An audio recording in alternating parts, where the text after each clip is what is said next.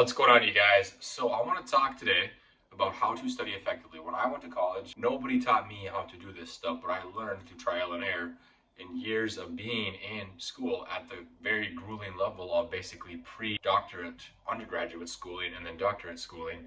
And the courses were tough and hard, and I didn't really know how to go about it, but I learned how to learn. And now I teach this stuff to you guys online because I want to help you. So let's talk about how to study effectively today. What are some of the methods that you can use to really make the most of your time when you're struggling to learn? I know there's a lot of you guys that are out there that are sitting in the library for hours and hours and hours and are not getting the results you want, or you're not retaining the information, etc. If you're new to my channel, I'm Josh. I'm a former doctorate of physical therapy student. I spent multiple years of my life being fully immersed in the academic world, where I learned how to learn information. I learned how to effectively take tests and do well on those, and to retain information, and to battle burnout, and to prioritize, and all of that kind of stuff. And that's what I teach now on this channel. A lot of it is regarding how to learn and study effectively, learning how to learn information. So if you like that kind of stuff, then you're definitely in the right place. With that being said, support me by hitting the subscribe button, please. I would really appreciate that. And if you want, you can subscribe to my Substack. The link is in the description, where you get weekly-ish newsletters sent right to your inbox with some of my tips. It's completely free. So let's get into the video. So what are some of the ways that you can study effectively if you are struggling and want to know how to maximize your time? Let's talk about the basics first. What are you doing to study? There's a lot of different ways to study, right? One of the best ways to study is active recall. If you don't know what that is, let me just use an example. So what are the name of the 10 very popular Disney movies? Now, as I said that, you are thinking of 10 popular Disney movies. And to actively recall them from memory. That's all active recall is. And so many of you guys are making this part very confusing. All active recall is basically pulling from memory something that you are trying to. And we know from research that just the act of trying to pull that stuff from memory is actually what helps build the pathway. So I want to use an analogy really quick about basically what it is. So when you think about learning this way, think about as you're learning, you're going through the forest, through the woods, and you're trying to clear a path to get to a destination. That's your memory, the name of the Disney movies, for example. So active recall is creating the path to the destination through the forest. Every time you travel that path, you clear it out a little bit more, you make it more firm and easier to travel, clear the brush out along the way through the forest, and essentially what you're doing is you're making it easier for you to access the information from memory that you want to access. So that's one of the biggest things that I can tell you, is if you're struggling, is use methods like active recall type methods to try to retain information. You want to be able to retain information, right? So there's other very effective methods, and I will maybe briefly touch on those today, like spaced repetition and the Feynman technique, that are very popular. And I've got a lot of other great tips that I'm absolutely going to share with you guys to help you do well in your schooling and with your academics. But that is one of the biggest things you can do, is try to approach learning from a way where you are actively recalling it from memory. And I want to really quick touch on the spaced repetition and the Feynman technique that I just mentioned. So those two techniques, it's basically like the spaced repetition part is, imagine that you are walking that path through the woods trying to get to that memory. You're trying to recall the names of the Disney movies and you can't get to them. But here's what's cool is, after you test yourself with the names of these, with whatever it is that you're testing yourself on, the more that you do it throughout time, so the repetition part, and then spaced out over time, the stronger that pathway is going to become. It's basically like clearing the brush out along the way. It's widening the path. It's stomping it down a little bit firmer and chopping things down to the ground level. And it's making it a very strong pathway to access the information that you are trying to access. That's spaced repetition. I'm getting a little bit off topic here, but that in a nutshell, combined with active recall, is the best way to retain information for the long term. And we know that from research. So let's talk about paraphrasing really quick. This is really, in my opinion, one of the best things that you can do to try to really retain information. Because when you paraphrase something, It's basically your brain is now forced to take all that you are talking about, put it into your own words, or whatever you're thinking about, put it into your own phrases, into your own notes, and then you have to get that out. And so there's a lot of evidence that shows that paraphrasing in the act of note taking, that's why I always encourage notes by hand. Like when you're taking notes and paraphrasing stuff, it's forcing your brain to actively process the information that's at hand. And so when you're doing that, you're essentially learning. So I want to use an example really quick.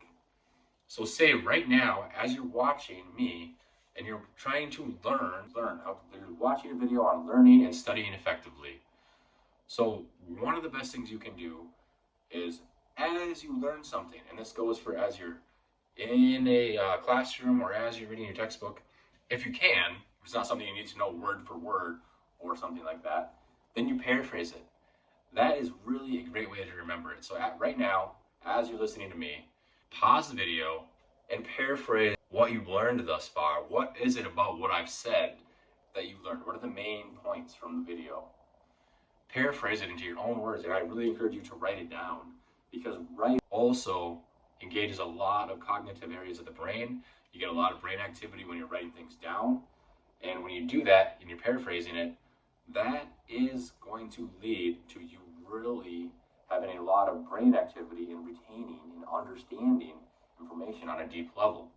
So that's going to help you guys right there. If you can just do those couple of things, you're going to excel in school. So I've got a lot more to say about this, but if you can take information as you learn it, so you're in class, you hear something in the professor, don't jot down word for word what you just heard. Think about it for a second as he's saying it, process that information, put it into a little bit different sentence, a little bit different way to say it, and you write it down.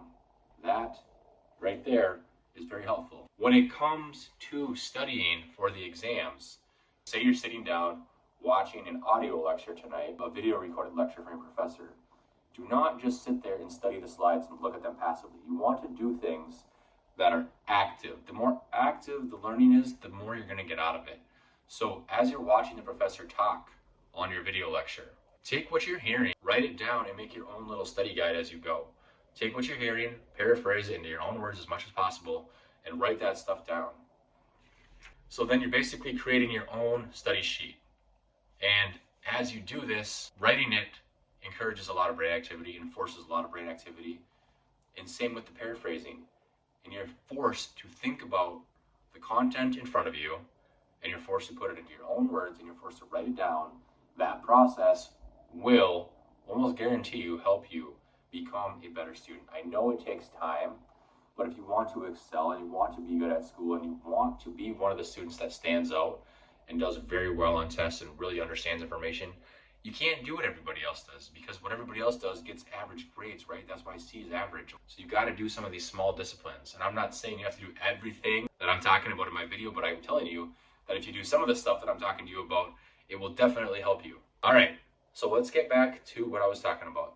So with the active recall, if you're having a hard time with that, I am going to be making another video that specifically addresses the Q&A around active recall more in depth. So just how do you do it? How long do you do it? How often do you do it? What kind of stuff do you recall? What are some methods to doing it? I'll talk about a little bit of that in today's video, but I'm already 10 minutes in. I didn't want to make this video very long. All right, so when you are actively recalling, let's talk about specifically. Now, if you have a study guide or a note sheet, you have notes and study guides that you can look at.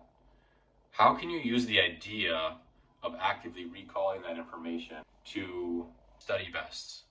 Here's what I would recommend is when you have your notes and you know what you want to say or you know what you want to study, try before you ever even open up the notes to just sit down and make this a habit, to sit down for a handful of minutes and recall from memory as much information as you can before you even ever open up the notebook, before you ever look at the notes or the study guide.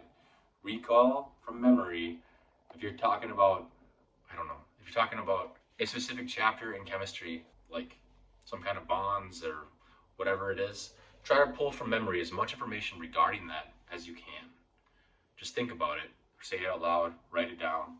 Then open up your notes and see what you got and see what you missed. This is a very powerful method to use the active recall technique, because you're pulling from memory as much as you can. You're clearing the brush on that pathway, being able to access the information where you're trying to get to the destination. Once you've done that, you can see clearly the kind of information that you've missed. You can see, I forgot about this. I couldn't remember the name of that. Oh, that's right, we talked about this in class. That's why it's such a powerful method to study. And on top of that, you had to actively recall the stuff that you already spurted out. And so now you've recited that in your mind, and that's fresh.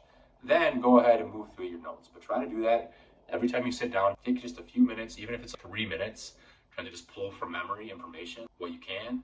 And then next time, I forgot this, next time you can try to be like, what was the stuff that I forgot last time? What was the stuff that I could not recall last time that I forgot? You can try to recall that. So that strengthens those pathways. You already know the other stuff. All right. So now, as you're sitting down and you're studying, and you are trying to learn all of this information that's sitting in front of you on a note sheet and a study guide, whatever it is, you're trying to really dial in on knowing and absorbing and retaining, understanding that information. Excuse me. How can you use the active recall technique to test yourself and learn and understand and deepen your understanding of that specific content? What you would do is, what I would suggest is you try to cover up your notes line by line, take a sheet of paper and cover it up, and then slowly pull it down or over to the side and start seeing what it's talking about. So you can just get yourself, okay, this sentence, this paragraph is talking about this. Try to think of what the rest of it says and test yourself. It says, oh, the way that the blood flows through the heart is that it goes in through here, and then you don't read the rest. You try to test yourself. You try to actively recall what it's going to say. What are your notes going to say when you pull the sheet down a little further and you can see what it says? You don't look, you try to pull it from memory. I use that method a lot, and if you do that, I can almost guarantee it's going to help you learn and absorb the information that you're trying to learn. So you basically are testing yourself by trying to see what the stuff is going to say on the page without looking at it. You're trying to recall it. And if you can't get it, just keep trying for a couple more seconds, because we know just the act of trying to recall it still strengthens that pathway, clearing out the brush, chopping down the trees on the way of trying to get to that file of content that you're trying to think of. So then pull the sheet down and see what it says and reveal it to yourself, and then you will see whatever it is in front of you that you were trying to remember. So that is a great study tip. I highly encourage you to do that. I would do it multiple times throughout the weeks and stuff leading up to your test. The more often, the more you can do it, the better. It doesn't always have to be you go through the entire study guide. You can even just open it up and look at a couple of the pages, flip through it and be like, I know I struggled with this topic. Try to cover it up before you look at it and try to pull it down a little bit and see what you can see. And I try to recall it and be like, I know it's talking about how blood flows to the heart. I know that it goes in through here and it goes into this chamber and goes through that one valve, and then it goes into here. But I can't remember this part. Where does it go from there? And you just test yourself. You can either say it out loud, you can write it down, or you can try to just explain it out loud. That's another really good technique that goes basically what the Feynman technique is. We'll talk about that in another video, but it's an amazing way to study information. So let's talk about, well, I'll look at my notes here really quick. Let's talk about, here we go. So let's talk about the next point here to really drive home the understanding of the content.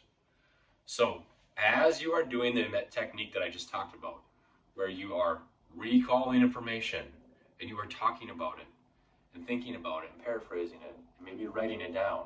Now what you want to do is, once you know what it is, then you look at the sheet and say, it says here that blood flows through the heart this way. I encourage you to do this if you've got a few minutes, multiple times leading up to the exam. Add notes to your note and paraphrase it. Put it in your own words again, but in different words. So if you know the pathway that blood flows through the heart, talk about that, but put it into different words and write it right next to the same area on your note sheet and just put it in different words. The act of having to paraphrase and put things in your own words, especially different words, forces you to think about it and process it, telling your brain that it's very important, that you should remember it, and it allows for deep understanding. And ultimately, that is what's going to allow you to walk into exams confident and crush them and know what you're talking about. It's going to allow you to deep retention, deep understanding, long-term retention is what I meant to say, and deep understanding. So I highly encourage you to paraphrase what you've already paraphrased and take notes on what you've already taken notes on. Just put it in different words. The more you can do that, it's forcing active engagement of the brain. It's forcing you to try to think about the stuff that's right in front of you, and it's forcing you to basic process the information and to learn it on a deeper level. And we know from research that the whole idea of actively recalling and processing and trying to explain things in different words is essentially the best way to learn and retain information for the long term.